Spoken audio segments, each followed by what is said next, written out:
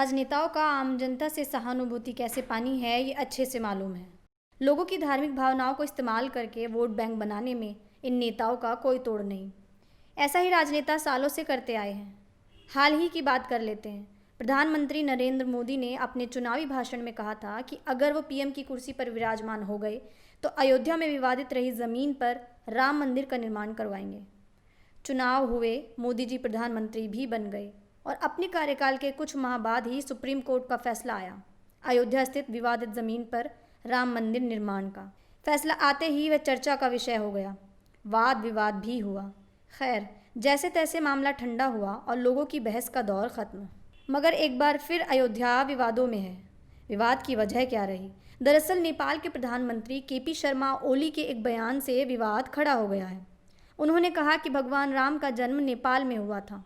अपने सरकारी आवास पर कवि भानुभक्त की जन्मदिन पर हुए समारोह में केपी ओली ने ये बयान दिया है। भारत और नेपाल के बीच पहले ही तनाव चल रहा है। अपने विवादित कदमों से भारत के लिए आंख का कांटा बने नेपाल के प्रधानमंत्री केपी शर्मा ओली के इस बयान से देश के करोड़ों लोग खासा नाराज़ होंगे। सूत्रों के अनुसार ओली ने विवादित बयान देते हुए कहा, अयोध्या नेपाल में है और भारत ने एक नकली अयोध्या को दुनिया के सामने रखकर सांस्कृतिक अतिक्रमण किया है। ओली यहीं नहीं रुके, उन्होंने कहा कि भगवान राम नेपाली हैं, ना कि भारतीय। उन्होंने कहा कि भगवान श्री राम की नगरी अयोध्या भारत के उत्तर प्रदेश में नहीं बल्कि नेपाल के वाल्मीकि आश्रम के पास है। केपी शर्मा ओली का यह दावा अयोध्या नेपाल के बीरगंज के पास एक गांव के लिए है जहां भगवान राम का जन्म हुआ था।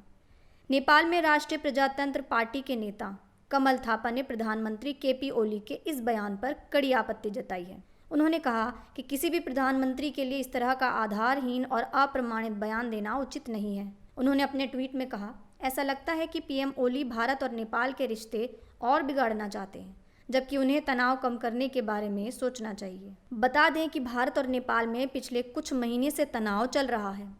नेपाल ने 20 मई को अपना नया नक्शा जारी किया था, जिसमें लिपुलेख, लिम्पियाथुरा और कालापानी को अपना इलाका दिखाया गया था। ये तीनों इलाके अभी भारत में हैं, लेकिन नेपाल का दावा है कि ये उसका इलाका है। पिछले दिनों भारतीय मीडिया की भूमिका को लेकर भी नेपाल में कड़ी नाराज़गी जताई गई थी। कई भारतीय चैनलों में प्रधानमंत्री केपी ओली और चीनी राजदूत हो यांकी को लेकर सनसनीखेज दावे किए गए।